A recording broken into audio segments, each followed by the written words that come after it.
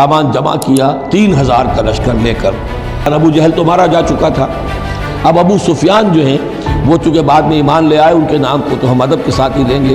اب وہ سردار تھے اس وقت، اپنے بچوں کو خاص طور پہ خواتین کو بھی ساتھ لے کر آئے تاکہ ہمارے اندر غیرت رہے کہ ہماری عورتیں بھی ساتھ ہیں. اگر کوئی میدان سے ہمارے قدم اکھڑ گئے تو ہماری عورتیں جو ہے وہ قبضے میں چلی جائیں گی مسلمانوں کے. اب یہ جب لوگ آئے ہیں تو ادھر حضور نے مشورہ کیا صحابہ سے. ان کا اپنا رجحان ادھر تھا کہ یہ مدینے میں محصور رہ کر مقابلہ کریں تو بہتر ہے.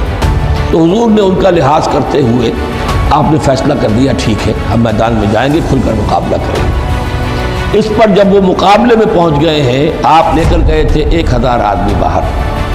جب آمنا سامنا ہوا ہے تو وہاں عبداللہ ابن ابی یہ کہہ کر اپنے 300 آدمیوں کو لے کے واپس آ گیا کہ کھلے میدان میں جنگ مت کرو، بلکہ یہ کہ محصور ہو کر. جو حضور کی رائے تھی وہی اس کی بھی تھی. وہ 300 آدمی لے گیا تو رہ گئے صرف 700.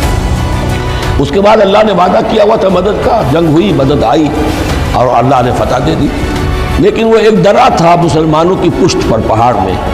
حضور کو اندیشہ تھا کہ ایسا نہ ہو کہ وہاں سے ہم پر حملہ ہو جائے. تو وہاں 50 تیر انداز آپ نے مقرر کر دیے تھے کہ یہاں سے مت ہلنا، چاہے تم یہ دیکھو کہ ہم سب مارے گئے اور ہمارے گوشت جو ہے وہ کوے اور چیلیں کھا رہے ہیں، تب بھی تم نے نہیں ہلنا یہاں سے.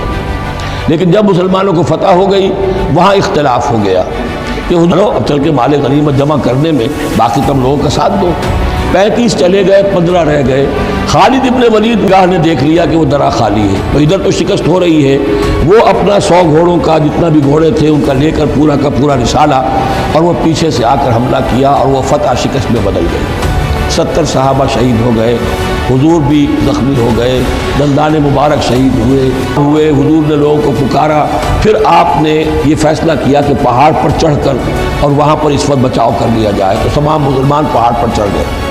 اور دوسری طرف جو یہ ان کے ساتھی جو کیولری کے سردار تھے خالد ابن ولید، ان میں اختلاف ہو گیا.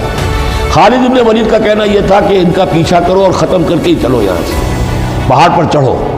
ابو سفیان نے کہا نہیں، یہ بہت خطرے کی بات ہے، وہ اونچائی پر ہے، اوپر سے پتھر پھینکیں گے اور ہمارے گھوڑوں کا بھی نقصان ہوگا، ہمارا بھی ہوگا. اب ہم نے بدر کا بدلہ لے لیا ہے، اب ہم چلتے ہیں. وہ وہاں سے چلے گئے.